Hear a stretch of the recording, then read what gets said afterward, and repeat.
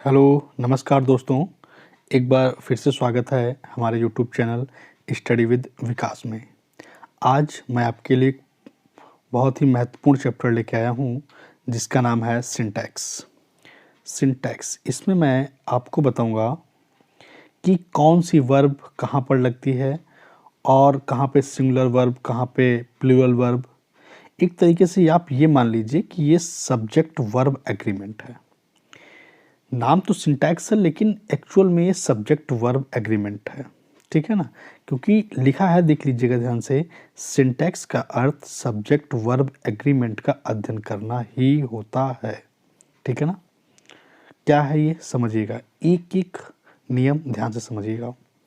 Subject तथा verb के agreement से तात्पर्य सब्जेक्ट एवं उसके वचन सिंगुलर या प्लूरल के अनुसार वर्ब लगती है। मतलब कि अगर सब्जेक्ट सिंगुलर है तो वर्ब सिंगुलर रहेगी, अगर सब्जेक्ट प्लूरल है तो वर्ब प्लूरल रहेगी। जैसे राम गोज होम। राम क्या है? राम सिंगुलर सब्जेक्ट है, इसीलिए गोज भी सिंगुलर वर्ब लग गई है ना। तो राम गोज होम। दे क्या है? प्लूरल सब्जेक्ट है, इसलिए दे प्ले फुटबॉल। एक बात दी है, याद रखें, वर्ब का मूल रूप प्लूरल होता है। ये बात ध्यान रखिएगा, वर्ब का जो मूल रूप होता है वो प्लूरल होता है, लेकिन इनके अंत में एस या ईएस का प्रयोग होने पर ये सिंगुलर हो जाते हैं। ये कहना ये चाहता है कि वर्ब का जो मूल रूप होता है, किसी भी वर्ब का जो मूल रूप होता है वो प्लूरल होता है, लेकिन इसके अंत में एस या ईएस जोड़ देने से ये सिंगुलर बन जाता है। ठीक है ना, देखिएगा ध्यान से, कह रहा है प्ले मतलब प्लूरल है, लेकिन प्लेज कर देंगे, एस जोड़ दिया तो ये सिंगुलर बन जाता है। ठीक है ना, तो वर्ब का मूल रूप प्लूरल होता है। अब ध्यान से देखिएगा, रूल नंबर 1 क्या कहता है भाई। ये सिंगुलर सब्जेक्ट के साथ सिंगुलर वर्ब तथा प्लूरल सब्जेक्ट के साथ प्लूरल वर्ब का प्रयोग होता है। ये बात हमको बचपन से पता है। ठीक, आगे देखिएगा, लिखा हुआ है सी रीड्स अ बुक। अब सी क्या है? सिंगुलर सब्जेक्ट है, रीड क्या है? प्लूरल है, तो गलत हो गया, इसीलिए क्रॉस का निशान लगा हुआ है। देखिएगा, सी रीड्स, भाई सी सिंगुलर है तो रीड्स में हमको एस बढ़ाना पड़ेगा, अ बुक, तो सिंगुलर के साथ सिंगुलर, अब सेंटेंस आपका सही हो जाएगा। इसी प्रकार दे प्लेज फुटबॉल। दे प्लेज फुटबॉल। अब दे कैसा है? ये प्लूरल है, सब्जेक्ट कैसी है? सिंगुलर है, लेकिन हमें चाहिए क्या? प्लूरल के साथ प्लूरल वर्ब चाहिए, है ना। तो दे प्ले फुटबॉल। ठीक, ये प्लूरल वर्ब हो गई और सेंटेंस सही हो गया। रूल नंबर 2 क्या कहता है?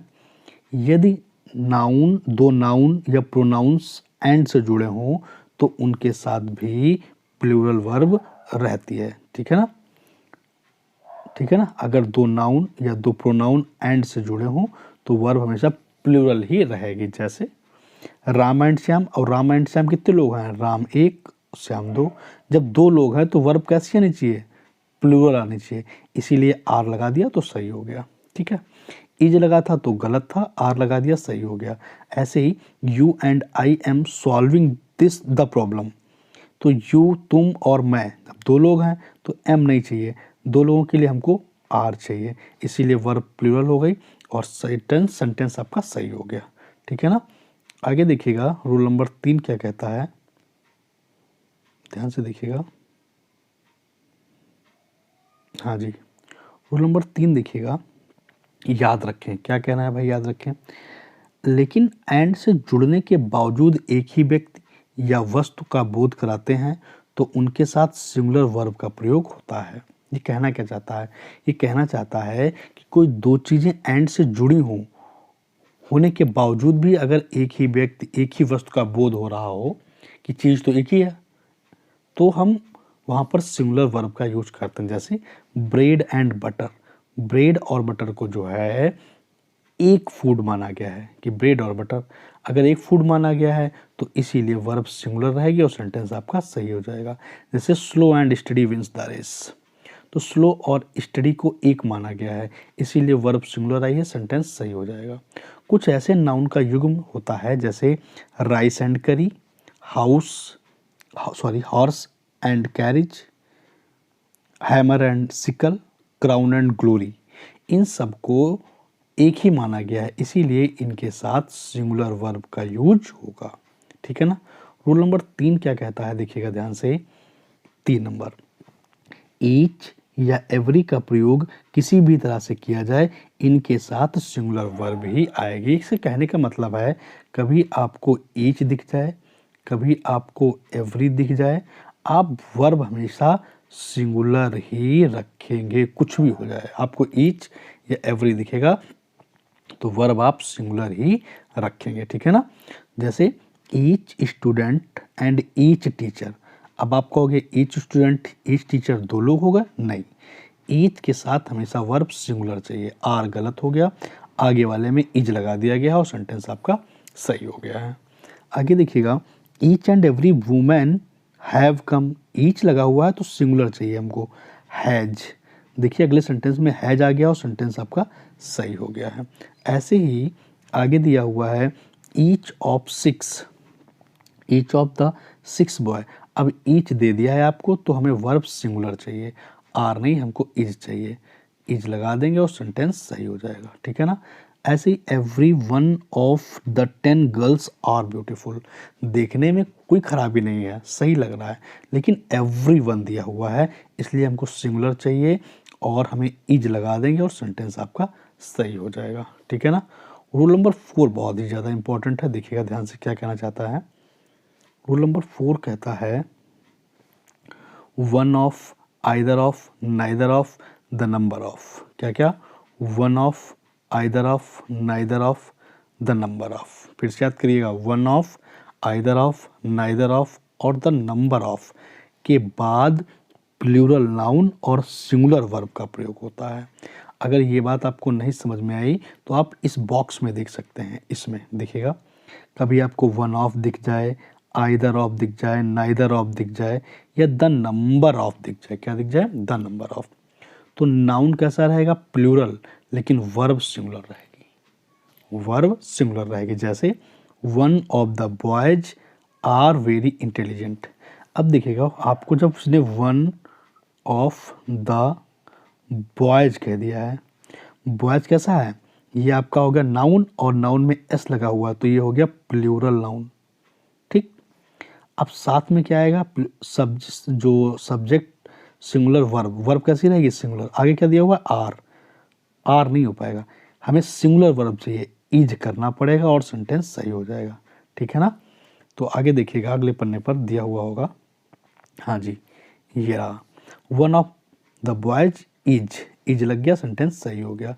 ऐसे ही either of the teachers are, are नहीं चाहिए यार, आइदर के साथ, आइदर के साथ, नाइदर के साथ, वन ऑफ के साथ या द नंबर ऑफ के साथ सिंगुलर वर्ब का यूज होता है। तो देखिएगा, आइदर ऑफ आया है तो टीचर नाउन है, लेकिन हमें चाहिए होता है प्लूरल नाउन, तो टीचर्स हो गया, सिंगुलर वर्ब चाहिए, इज हो गया और ग्रेडी, सेंटेंस सही हो गया। ऐसे ही the number of boys is चाहिए यार, इज आएगा तो सेंटेंस सही हो जाएगा। ठीक है ना, क्योंकि द नंबर ऑफ के साथ प्लूरल नाउन और वर्ब सिंगुलर होती है। ठीक। आगे देखिएगा ध्यान से, क्या कह रहा है भाई, याद रखें। चलिए याद रखते हैं, क्या कह रहा है, याद रखें। आ नंबर ऑफ के बाद प्लूरल नाउन और प्लूरल वर्ब रहती है, इंपॉर्टेंट बात है। अभी आपने सीखा द नंबर ऑफ के बाद नाउन प्लूरल रहेगा और वर्ब सिंगुलर रहेगी, लेकिन यहाँ लिखा क्या है, a number of. A number of आएगा तो प्लूरल नाउन रहेगा और प्लूरल ही वर्ब रहेगी। जैसे a number of boys has, has नहीं चाहिए, अब हमको चाहिए, क्योंकि आ नंबर ऑफ आ गया है, a number of boys have participated, sentence सही हो जाएगा। ठीक है ना, यहाँ तक समझ में आया होगा। रूल नंबर 5 देखिएगा। रूल नंबर 5 मैं आपको बता दूं, आगे जो भी रूल आने वाले हैं बहुत ही ज़्यादा महत्वपूर्ण है, तो अंत तक पूरा वीडियो जरूर देखिएगा। Rule number 5, who which that, who which that के बाद आने वाला वर्ब इसके ठीक पहले प्रयुक्त नाउन के नंबर के अनुसार होता है। क्या मतलब है इसका? नहीं समझ में आया ना? तो देखो, कह रहा है कि अगर हु आ जाए, विच आ जाए, दैट आ जाए, क्या आ जाए? Who, which, that. अगर आपको हु, विच, दैट दिख जाए तो इसके बाद जो वर्ब आएगी, हु, विच, दैट के बाद जो वर्ब आएगी, उससे हु, विच, दैट के बाद जो वर्ब आएगी वो तय कैसे होगी? वो तय होगी जो उससे ठीक पहले सब्जेक्ट आया होगा। ठीक है ना? समझो, सेंटेंस समझिए। लिखा हुआ है वन ऑफ द बॉयज, कोई दिक्कत नहीं। आ गया है हु, क्या आया? हु। तो कह रहा है कि जो हु के बाद में जो ये इज आया है, ये जो इज है ये कैसे तय होगा? ये इज तय होगा, मैं बताता हूँ आपको, आराम से देखिएगा। ये जो इज आया है, ये इज कैसे तय हुआ? हु के पहले जो नाउ सब्जेक्ट आएगा, देखिए क्या सब्जेक्ट है? बॉयज। अब बॉयज प्लूरल नाउन है, बॉयज प्लूरल नाउन है, तो प्लूरल के हिसाब से वर्ब क्या होनी चाहिए? इज की आर? बिल्कुल सही, आर होनी चाहिए। अगर आर हो जाएगा तो सेंटेंस सही हो जाएगा। यहाँ इज था इसीलिए गलत है। क्या बात समझ पे आए? नहीं समझ में आया तो अगले सेंटेंस में देखिएगा ध्यान से। एक और सेंटेंस है, देखिएगा क्या कह रहा है। The man who are. अब यार ये बताओ, हु है, हु से पहले क्या आया है? मैन। मैन सिंगुलर है कि प्लूरल है? मैन तो अकेला लग रहा है। अगर अकेला लग रहा है तो ये आर क्या कर रहा है भाई? आर को हटा दीजिए, इज लगा दीजिए, सेंटेंस सही हो जाएगा। अब बात समझ में आई? जैसे it is I who has. एक बात बताओ, आई आया है, आई के साथ हैज थोड़ी ना हो पाएगा, तो इसलिए सेंटेंस गलत है। तो it is I who have helped you. ठीक है ना? तो अब सेंटेंस सही हो जाएगा। यहाँ तक समझ में आया होगा। रूल नंबर 6 देखिएगा। रूल नंबर 6 के लिए अगर मैं कहूँ कि ये वेरी इंपॉर्टेंट रूल है, आप जान लो, अधिकतर एग्जाम्स में ये वहाँ से एक रूल देखने को जरूर मिलता है। क्या? दो नाउन या दो pronoun with, together with, as well as, beside, along with, like, in addition to आदि से जुड़े होते हैं तो वर्ब का प्रयोग पहले नाउन या प्रोनाउन के अनुसार होता है। इसके कहने का मतलब क्या समझिए। अगर कोई sentence with, together with, as well as, along with, ठीक है ना, इन एडिशन टू, है ना, इन एडिशन टू या लाइक से जुड़ा है, लाइक से जुड़ा है, ठीक। तो इनसे पहले भाई जब जुड़े हैं तो एक सब्जेक्ट यहाँ पर भी होगा, एक सब्जेक्ट यहाँ पर भी होगा। तो ये कह रहा है कि अगर कोई दो नाउन या pronoun with, together with, as well as, besides, along with, like, in addition to से जुड़े हैं तो जो वर्ब आएगी, जो ये वर्ब आएगी वो पहले वाले सब्जेक्ट के अनुसार तय होगा। वर्ब कैसे आएगी? जैसा पहला सब्जेक्ट दिया हो, अगर पहला सब्जेक्ट सिंगुलर दिया हो तो वर्ब यहाँ सिंगुलर कर देना, अगर सब्जेक्ट प्लूरल दिया हो तो यहाँ वर्ब प्लूरल कर देना। बस इतनी सी बात है, ठीक है ना। ध्यान से देखिएगा, इसके एग्जाम्पल्स के थ्रू मैं आपको समझाने की कोशिश करता हूँ। जैसे देखिएगा ध्यान से, the thief as well as, देखिए एज वेल एज आ गया, हिज सन, अब यहाँ पर हिज सन दिया हुआ है और यहाँ पे द थीप भी दिया हुआ है। तो मैंने कहा कि जब एज वेल एज से जुड़ा होगा तो सब्जेक्ट एक ये है और सब्जेक्ट दो ये है, तो वर्ब कहते हैं होगी। जो यहाँ पे वर आया है ये वर तय होगा पहले वाले के अनुसार। द थीप तो अकेला है, अगर एक आदमी है तो हमको चाहिए वाज, वर हटा दीजिए और अगले सेंटेंस में देख लीजिएगा, the thief as well as his son was arrested, और सेंटेंस सही हो जाएगा, ठीक। अगला है ही टुगेदर विद। अब देखिए टुगेदर विद से जुड़ा है हिज फ्रेंड्स और ये ही दो सब्जेक्ट हैं, तो वर्ब कैसे आएगी? वर्ब पहले वाले सब्जेक्ट के अनुसार, तो ही के अनुसार आ जाएगी। ही के साथ आर लगता है कि इज, तो ही इज लगेगा और सेंटेंस सही हो जाएगा, ठीक है ना। आगे देखिएगा, इसी प्रकार पेरेंट्स और their son as well as से जुड़े हुए हैं तो वर्ब इसके अनुसार, पेरेंट्स मतलब माता पिता, दो लोग हैं तो वर होना चाहिए ना कि वाज। इसलिए सेंटेंस सही हो जाएगा। ठीक है ना। रूल नंबर 7 बहुत ही ज़्यादा महत्वपूर्ण है, ये पूरी PDF ही महत्वपूर्ण है। ठीक है, ध्यान से देखिएगा। ऑफ से बने कलेक्टिव नाउन के बाद प्लूरल नाउन और सिंगुलर वर्ब का प्रयोग होता है। काम की बात है, ये देख लीजिएगा ध्यान से। कह रहा है कि जो ऑफ से बने कलेक्टिव नाउन के बाद प्लूरल नाउन तथा सिंगुलर वर्ब का प्रयोग होता है, सिंगुलर वर्ब का प्रयोग होता है।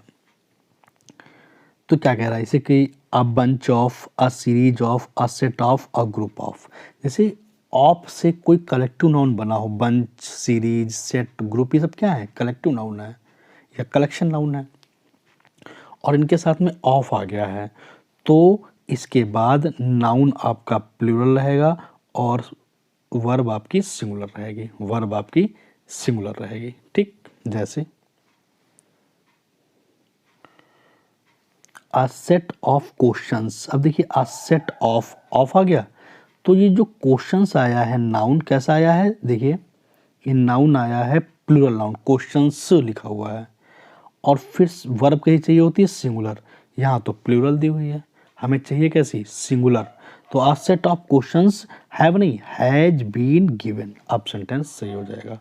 ऐसे अगला देख लीजिए, a group of boys, boys बिल्कुल सही लिखा हुआ है, लेकिन वर्ब हमको सिंगुलर चाहिए होती है, तो वर्ब नहीं हो पाएगा, इसीलिए गलत, और वर्ब की जगह पे हमें वाज करना पड़ेगा, तब सेंटेंस सही हो जाएगा। यहाँ तक समझ में आई बात। रूल नंबर 8 देखिएगा ध्यान से।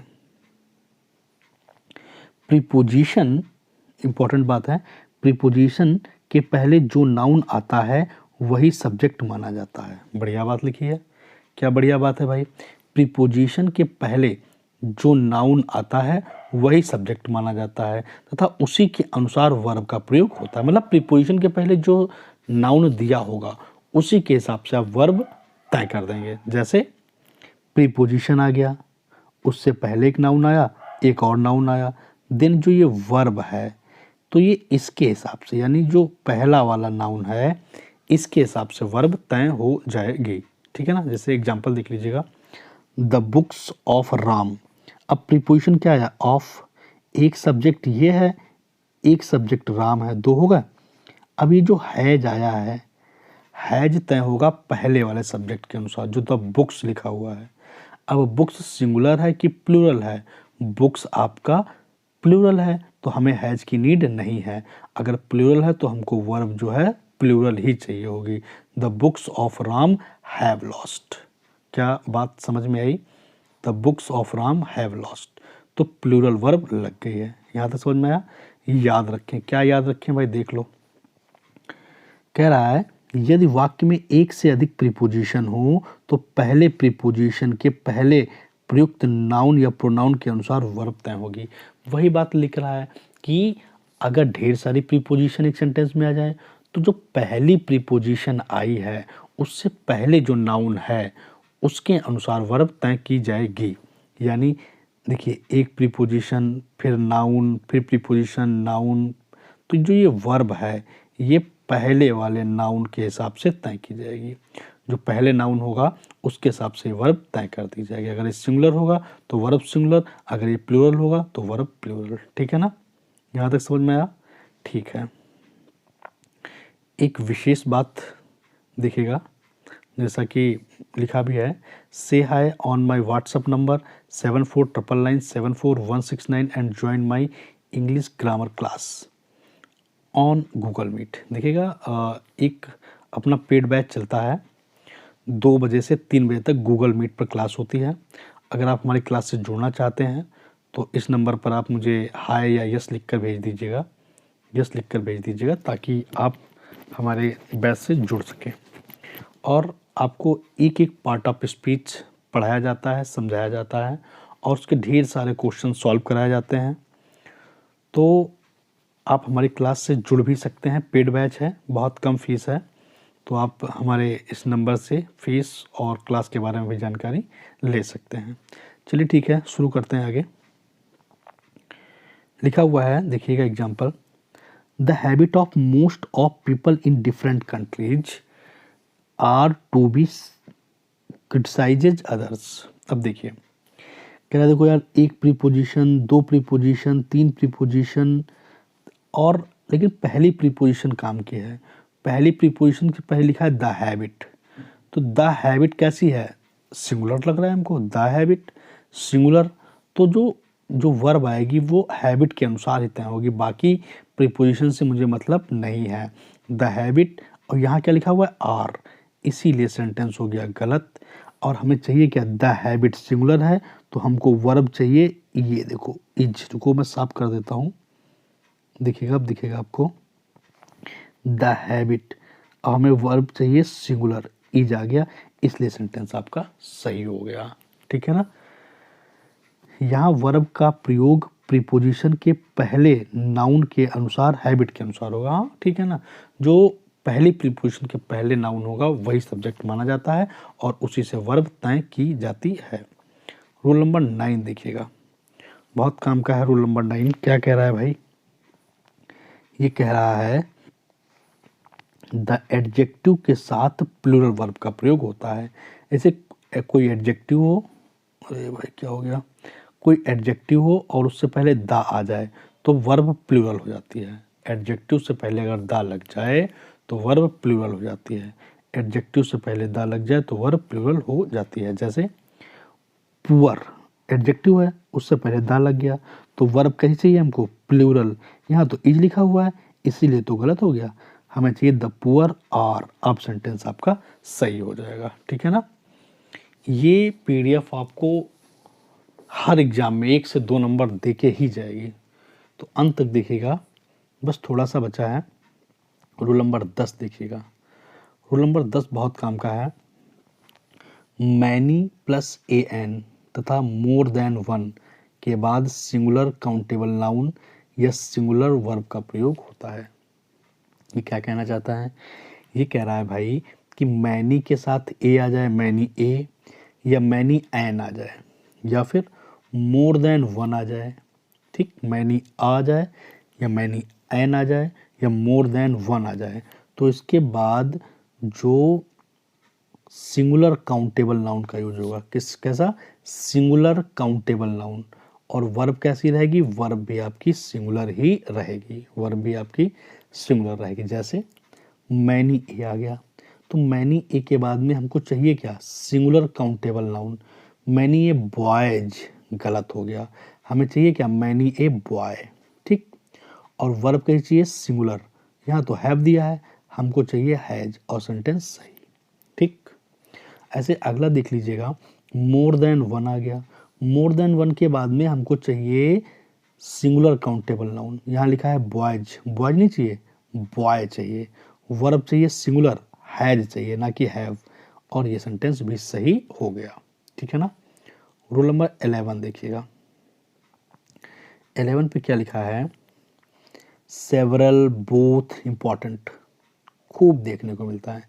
सेवरल आ जाए, बोथ आ जाए, मैनी आ जाए, वेरियस, एफ्यू के बाद प्लूरल नाउन प्लूरल वर्ब का यूज होता है। क्या क्या कह रहा है, सेवरल आपको दिख जाए, ठीक है ना, आपको सेवरल दिख जाए, बोथ दिख जाए, मैनी दिख जाए, वेरियस दिख जाए, फ्यू दिख जाए। क्या क्या, several, both, many, various, a few. Several, both, many, various, a few, अगर ये दिख जाए तो plural noun plural verb, plural noun plural verb. ठीक है ना। जैसे बोथ द चाइल्ड, अब बोथ दिख रहा है यार, तो बोथ के साथ वर्ब प्लूरल लगा दो भाई, इज हटाओ, आर लगा दो, सेंटेंस सही। और क्या कहा था, प्लूरल नाउन, ध्यान से देखिएगा क्या लिखा हुआ, plural, both the child, child नहीं, बोथ द चिल्ड्रन, प्लूरल चाहिए हमको, और इज नहीं, आर, सेंटेंस सही। ठीक है ना। ये पीडीएफ आपको बहुत ज्ञान देके जाएगी, सच कह रहा हूँ, उसको ध्यान से देखिएगा। सेवरल इश्यूज, अब सेवरल आ गया, सेवरल के साथ हमको इशू नहीं चाहिए, हमको इश्यूज चाहिए। क्यों, प्लूरल नाउन चाहिए, इज नहीं चाहिए, आर चाहिए, वर्ब भी प्लूरल चाहिए, सेंटेंस सही। ठीक, रूल नंबर 12 क्या कहता है, ध्यान से देखिएगा, ये बहुत काम का है। दो सब्जेक्ट यदि not only but also, neither nor, either और से जुड़े हों तो वर्ब अपने नज़दीक वाले सब्जेक्ट के अनुसार तय होगी। क्या मतलब है इसका, देखिएगा। अगर कोई दो sentence not only but also say जुड़े हों, नाइदर नॉर से जुड़े हों, आइदर और से जुड़े हों, तो जो वर्ब आएगी अपने नज़दीक वाले सब्जेक्ट के अनुसार आएगी। ठीक, क्या है ये नियम समझिए। Neither you nor I are willing to do it. अब देखिएगा, एक सब्जेक्ट तो ये है, एक सब्जेक्ट ये है, यू और आई। ठीक, नाइदर नॉर आ गया, ठीक है। तो जो ये वर्ब आई है आर, ये जो वर्ब आर आई है, जो आर आया है ये आएगा अपने नज़दीक वाले सब्जेक्ट। नज़दीक सब्जेक्ट कौन सा है, S2 सब्जेक्ट 2। तो आई के अनुसार आर आता है कि एम आता है, तो आई के साथ एम का यूज होगा और सेंटेंस सही हो जाएगा। ठीक है ना। ऐसे ही either you or he have to do it. अब देखो यार, ये जो हैव हैज लगना है यहाँ पे, ये सब्जेक्ट 2 के अनुसार, जो पास में सब्जेक्ट होगा इसके अनुसार वर्ब तय हो जाएगी। तो आइदर यू और ही के साथ हैज लगेगा कि हैव, हैज लग जाएगा और सेंटेंस सही हो जाएगा। ठीक है ना। अगला रूल नंबर 13 क्या कहता है, बडी वन थिंग, मतलब anybody, somebody, nobody, one someone, anyone, है ना, थिंग एनीथिंग, समथिंग से बने प्रोनाउन जैसे समबडी, एनीवन, एवरीथिंग के साथ सिंगुलर वर्ब ही आती है। ये बात याद रखिएगा। कभी बडी, वन, थिंग से कोई भी प्रोनाउन बन जाए तो आप सिंगुलर ही रखिएगा। जैसे एवरीबडी नोज, नोज नहीं यार, एवरीबडी नोज करना पड़ेगा, है ना। That the earth is round, सही। ऐसे समवन हैव नहीं, someone has stolen my pen, सही। एवरीथिंग हैव नहीं, एवरीथिंग हैज, सेंटेंस सही। ठीक। रूल नंबर 14 क्या कहता है, आज का लास्ट रूल है, काम का है। वर्तमान के अनफुलफिल्ड विश, कंडीशन या डिजायर को व्यक्त करने के लिए if, as if, I wish के बाद वर्ब के रूप में सिर्फ वर का प्रयोग होता है, चाहे सब्जेक्ट किसी भी नंबर या पर्सन का हो। बहुत अच्छी बात है। कह रहा है अगर आपको इफ दिख जाए, एज इफ दिख जाए, आई विश दिख जाए, तो वर्ब हमेशा वर ही यूज होगी। क्या होगी, वर। कब, जब अनफुलफिल्ड विश हो, जब कंडीशन हो, जब डिजायर हो, तब। जैसे if he was a word, गलत। अगर वो पक्षी होता तो ये है तो नहीं, अनफुलफिल्ड विश है, तो वाज नहीं, हमको वर चाहिए और सेंटेंस सही हो जाएगा। I wish I was a word, मैं विश करता हूँ, हाँ, वाज, वाज नहीं, वर चाहिए। If I were a word I would fly, अगर मैं पंछी होता तो मैं भी उड़ता या उड़ जाता। If I were a word I would fly. ठीक है ना। तो ये जो चैप्टर था सिंटैक्स या सब्जेक्ट वर्ब एग्रीमेंट कैसा लगा, कमेंट बॉक्स में ज़रूर बताइएगा। Thank you so much.